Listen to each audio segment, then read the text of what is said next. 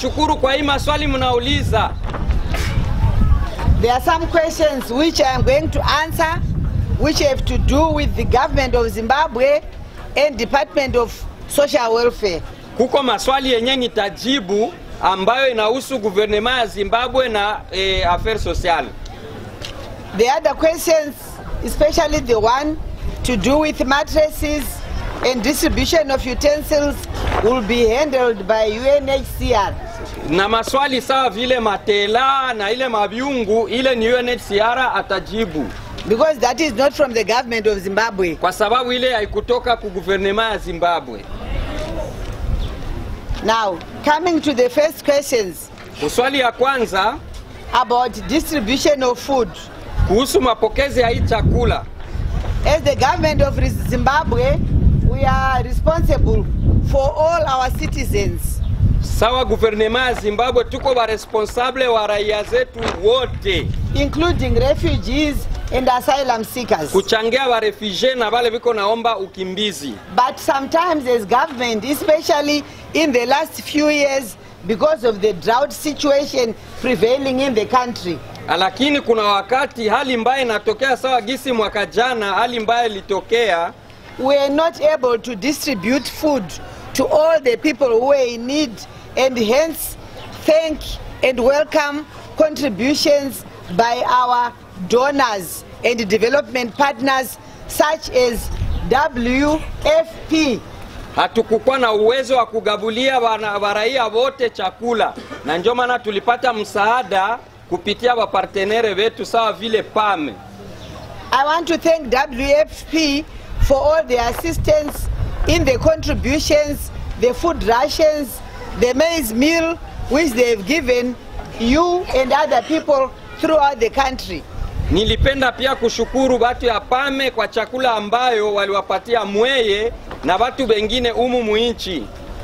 As social welfare, sawa vile affaires sociales, we want to keep records of all people who are in need of food. That includes the elderly, the disabled, the sick, and the orphans. Tulipenda kuwaregistre watu bote ambao wanahitaji chakula, kwa mfano wayatima, wazee, wagonjwa.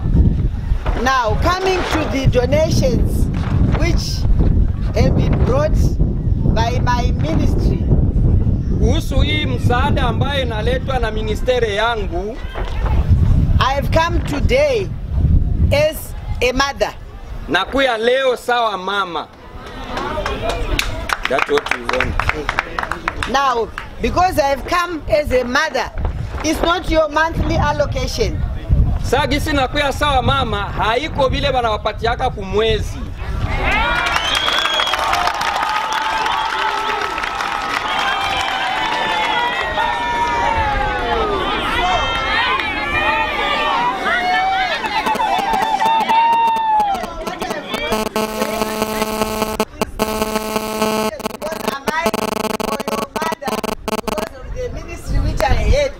Has come to see you, and I know everybody is hungry. That's why we have brought the food.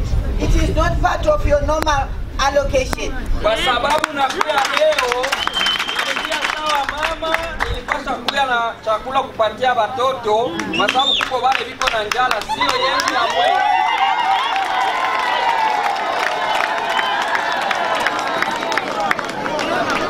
However, I would want the administrator and other social welfare officers to look through the requirements for the month so that we identify who are the genuine vulnerable people who need assistance from the Department of Social Welfare.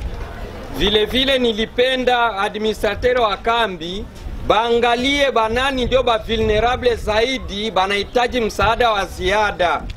I understand you have your own communities according to your origins. So I would want your representatives to work together with the social welfare workers, with the administrators, and all government departments to come up with a fair allocation of food or whatever we will bring as government to all the people who are vulnerable. Na ndio maana sawa gisi muko makomunote ya kuachana, muko na balidere vale mulichagua, bataikala na administrateur wa kambi, waangalie ni vikundi gani vinastahili msaada wa ziada.